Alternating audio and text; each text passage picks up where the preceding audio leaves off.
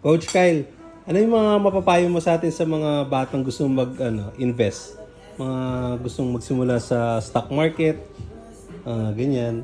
Ang mapapayo ko lang naman make sure na hanggat bata ka, mag-set ka muna ng goal sa buhay. And kapag nagkaroon ka na ng set sa buhay, nagkaroon ka na ng set ng goal sa buhay mo, diyan ka mag-start mag-invest. First of all, invest mo, pag-aralan mo muna, mag-search ka muna, manood ka muna.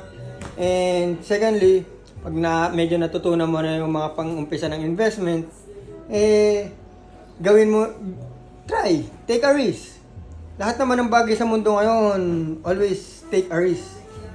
Yeah.